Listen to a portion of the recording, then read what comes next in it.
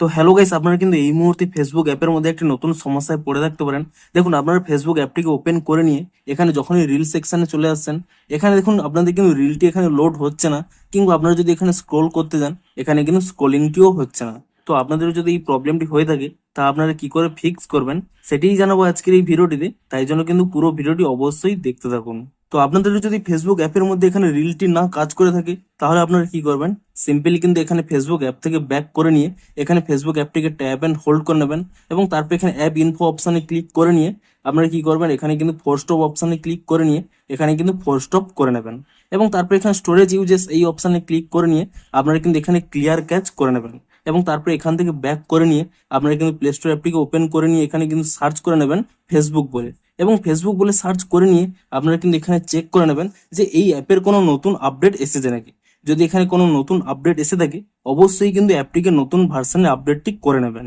এবং এখানে আপডেটটি করে নেওয়ার পরে আপনারা কিন্তু এখান থেকে অ্যাপটিকে ওপেন করে নেবেন, এবং তারপরে দেখুন আপনারা যদি রিল সেকশনে চলে যান, দেখুন এখানে কিন্তু যে প্রবলেমটি হচ্ছিল সেই প্রবলেমটি কিন্তু এখানে সলভ হয়ে যাবে। তো এভাবেই কিন্তু আপনারা এই প্রবলেমটিকে কিন্তু ফিক্স করতে পারবেন।